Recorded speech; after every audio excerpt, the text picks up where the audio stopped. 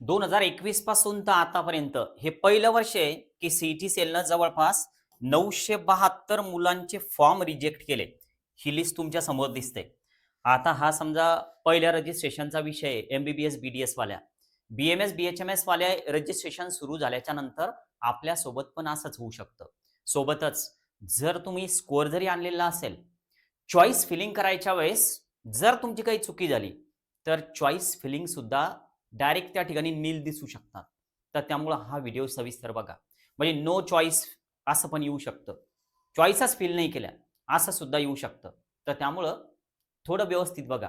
कारण तुमचा स्कोअर किती पण असो, त्यापेक्षा हे मॅटर करतं की सीईटी सेलनं सॉफ्टवेअर अपडेट केलेलं आहे आणि आपण अपडेटेड सॉफ्टवेअर सोबत माहिती काढून जर का काम नाही केलं, तर आपण अडचणीत येणार आहे. कारण जसे हे मुलं आले, पण हे एवढेच नाही आले.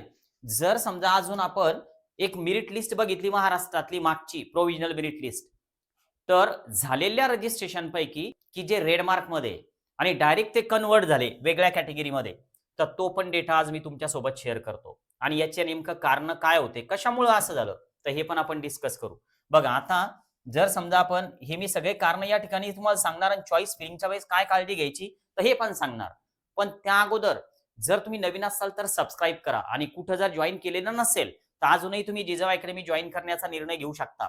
आतापर्यंत जेवढे पण रजिस्टर्ड कॅन्डिडेट आहे आमच्याकडं, एकाचंही रजिस्ट्रेशन रिजेक्ट झालेलं नाहीये आणि याचं प्रॉपर सोल्युशन आम्ही सगळ्यांना दिलेलं आहे. बघा, आता यातलं पहिलं कारण काय होतं, की फॉर्म रिजेक्ट का झाला? बघा सुरुवातीला तर यामध्ये स्टेट कोटामधून जो फॉर्म भरलेला आहे, तर इथं इनव्हॅलिड याला केलेलं आहे सीईटी सेलनं या विद्यार्थ्याला आणि नॉट इलिजिबल असं सुद्धा लिहिलेलं आहे. हे बघा हे नॉट इलिजिबल. हे कशामुळं? तर डॉक्युमेंट्स अपलोड करताना प्रॉपर डॉक्युमेंट्स अपलोड केलेले नाहीत.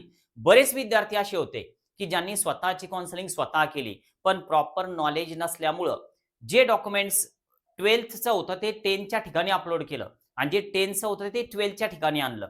जिथं एल-सी पाहिजे होता, टी-सी, लिव्हिंग सर्टिफिकेट तिथं वेगळंच काहीतरी अपलोड करून दिलं. जिथं ॲडमिट कार्ड पाहिजे होतं, तर तिथं वेगळंच अगोदरचं ॲडमिट कार्ड अपलोड अपलोड करून दिलं, पहिल्या नीटवालं. तर हे सगळे प्रॉब्लेम यामुळं काय झालं, की हे डायरेक्ट कन्व्हर्ट झाले. कन्व्हर्ट म्हणजे काय? तर तुमची कॅटेगरी वगैरे सगळे डायरेक्ट चेंज करून टाकली सीईटी सेलनं. मग आता काय?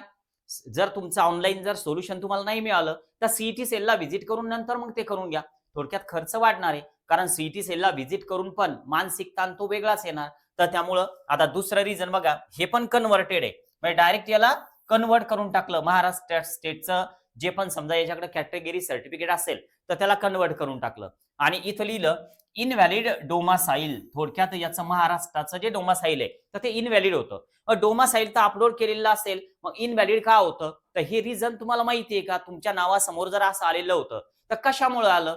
ओरिजिनल डोमासाईल अपलोड केलं तरी सुद्धा असं आलं, तर याचं रिझन शोधणं गरजेचं होतं त्यावेळेस. मग आता हे सगळे जे कारण आहेत तुमच्या समोर दिसत आहेत. इनव्हॅलिड सीव्हीसी म्हणजे कास्ट व्हॅलिडिटी सर्टिफिकेट. यामध्ये काय केलं बऱ्याच पोरांनी? तर त्यांच्याकडे होती पावती याची, कशाची? आपल्या व्हॅलिडिटीची. तर ती पावतीच अपलोड करून दिली. पण सर्वांना पावती चालणार नव्हती. तर हे सीईटी सेलनं अगोदर क्लिअर केलेलं होतं. मग आता काय? तर आता बरेच कॉल येत आहेत पालकांचे, "सर रेड मार्क आला, आता काय करू?" तर आता काय पर्याय आहे त्याला? एकतर मग सीईटी सेलला व्हिजिट करा, ग्रीव्हन्सेसमध्ये टाका. मग सर ग्रीव्हन्सेस कसा करायचा तो पण माहिती नाही आम्हाला. मग आता हे सगळे प्रॉब्लेम्स जर आपण फेस करतोय, तर आपलं सुद्धा काम आहे की कुठं ना कुठं सगळी इन्फॉर्मेशन कलेक्ट करायची आणि नंतर करायचं काम. तर आता चॉईस फिलिंगच्या वेळेस काय-काय अडचणी येऊ शकतात, तर ते डिस्कस करतोय. आणि लक्षात घ्या, ही सगळी माहिती मी तुम्हाला पब्लिक यासाठी देतोय, की तुमचं कुठं काही नुकसान व्हायला नको.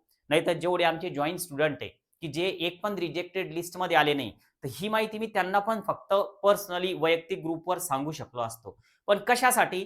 की नाही कोणाचं नुकसान व्हायला नको. तर यासाठी चॉईस फिलिंगच्या वेळेस काय होऊ शकतं, तर हे फक्त तुम्ही लक्षात ठेवा. कारण चॉईस फिलिंग सुद्धा खूप महत्त्वाचं आहे. तुमचा स्कोअर 620 आहे, 700 आहे, 689 आहे, मॅटर नाही करत. पण चॉईस फिलिंग मॅटर करतात. पहिला विषय, जे पण चॉईस तुम्ही करणार आहे, तर कॉलेजच्या रँकिंगचा विचार करा. तुम्ही तुमच्या स्कोअरचा नका विचार करू. कॉलेजच्या रँकिंग नेमक्या कशा आहेत, तर ते चेक करा. यात आता मध्ये 2-3 मेसेज आणि कॉल पण असे होते, की सर आम्हाला चॉईस फिलिंगची लिस्ट विकत पाहिजे.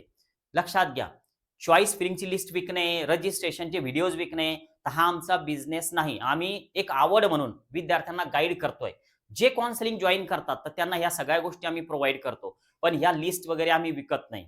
हे लक्षात ठेवा. हे पब्लिक मी बऱ्याच व्हिडिओमधून पण तुम्हाला फ्रीमध्ये गाईड करतो. तर हे तुम्ही बघा, काय हरकत आहे. पण सर चॉईस फिलिंगची लिस्ट आम्ही पे करतो पैसे, आम्हाला द्या. मेसेज करू नका. तशा लिस्ट आम्ही देत नाही कोणालाच. आता यानंतर नंबर 2, हे जे रँकिंगनुसार तुम्हाला कॉलेज टाकायचे, तर हे टाकत असताना एक लक्षात घ्या, तुमच्या स्कोअरचा विचार करू नका. सर मला तर 520च मार्क आहे. मग मला जीएमसी नागपूर का केईएम कसं लागणार आहे? मग मी ते वर कसं ठेवू? माझ्या स्कोअरमध्ये तर हेच कॉलेज बसतं. मी ते 1 नंबरला ठेवतो. तुला ठेवायचं तू ठेव. पण माझं ऐक, की कॉलेज हे जे आहे ना, तर हे रँकिंगनुसारच चॉईसमध्ये ठेवायचे असतात. सॉफ्टवेअर जे आहे, तर जोपर्यंत आपले सगळे कॉलेज चेक करत नाही, तर तोपर्यंत खालच्या मुलाला अलॉटमेंट होत नसते. तर त्यामुळे रँकिंगनुसार कॉलेज लिस्टमध्ये ठेवा. कॉलेजची रँकिंग काय आहे, तर ती थोडी चेक करा. आता यानंतर दुसरा मुद्दा येतो. ज्यावेळेस तुम्ही कॉलेजची चॉईस फिलिंग करता, तर आपण जे कॉलेज टाकलेले आहे, तर त्यामध्ये एखादं कॉलेज जे आहे, तर ते चुकलं तर नाही ना, तर हे पण लक्षात घ्या. नंबर 2 चा जो पॉइंट आहे, तर एक जे कॉलेज आहे, तर ते जर का रॉंग जर झालं, तर पूर्ण वर्ष गेलं. पहिला राउंड तर गेलाच. सेकंड राउंडला पुन्हा नव्यानं चॉईस फिलिंग करा. तर त्यामुळे रॉंग झालेली चॉईस फिलिंग सुद्धा खूप मॅटर करते. तुम्ही तुमची लिस्ट प्रॉपर बनवलेली आहे का? कॉलेजचे कोड तुमच्याकडे आहेत का? हे सगळं व्यवस्थित चेक करा. कारण एका कॉलेजचा जर कोड चुकला तुमच्याकडनं, तर ही सगळी जबाबदारी सीईटी सेलची नाही, तुमची वैयक्तिक तुमची आहे. तर कॉलेजचे जे कोड आहे, म्हणजे थोडक्यात हे रॉंग कशामुळे होतं, तर जे आपले कॉलेजचे जे कोड आहे, तर ते व्यवस्थित असायला पाहिजे. तुम्ही बनवलेल्या स्वतःच्या लिस्टमध्ये एक कोड चुकला म्हणजे पूर्ण राउंड गेला, लक्षात ठेवा. आता नंबर 3, जेव्हा आपण कॉलेज टाकतो, तर जर समजा आपल्याला कॉलेज जर का अप डाउन म्हणजे खाली-वर करायचे असतील, चॉईस फिलिंग केल्याच्या नंतर, तर ती प्रोसेस यावर्षी कशी येते? कारण सॉफ्टवेअरच अपडेट झालेलं आहे, तर त्याची माहिती आता आपल्याला नंतर होणार आहे. मला अगोदर पण बोललो, की सॉफ्टवेअरबद्दल. आता ठीक आहे, सॉफ्टवेअर अपडेट झालेलं आहे, यावर्षी चॉईस फिलिंग करताना थोड्याफार अडचणी येऊ शकतात. आता सगळ्यात शेवटचा मुद्दा चॉईस फिलिंगच्या वेळेस येतो, की आपण ते फायनल सबमिटच नाही केलं, तर काय होऊ शकतं? आता जर समजा आपण सगळ्या चॉईस फिलिंग वगैरे सगळ्या केल्या, पण चॉईस फिलिंग केल्या, लॉग आउट केलं आणि आणखीन काही प्रोसेस ज्या करायच्या सांगितल्या सीईटी सेलनं त्या कोणत्याच नाही केल्या. मग अशा वेळेस काय होईल? आपल्या नावासमोर ते जे सिलेक्शन लिस्ट आहे, तर त्यामध्ये आपलं नावच येणार नाही किंवा जर नाव आलं, तर आपल्या नावासमोर काय येणार आहे, की तुम्ही चॉईसच नव्हत्या भरल्या. म्हणजे यावर्षी आता सिलेक्शन लिस्ट पण कशा पद्धतीने बनते सीईटी सेलची, तर हे पण पाहणं खूप गरजेचं आहे. तर त्यामुळं हा पब्लिक व्हिडिओ तुम्हाला एक अवेअरनेससाठी होता. तसे आमचे जे रजिस्ट्रेशन आहे, तर ते थोडेच बाकी आहे. पण तुम्हाला फक्त एक अवेअर करावं, की तुम्ही थोडं सावध राहा. स्वतःची काउन्सिलिंग स्वतः करू शकता. पण या सगळ्या गोष्टी माहिती करून घ्या. नंतरच निर्णय घ्या. थांबूया. ओके. बाय.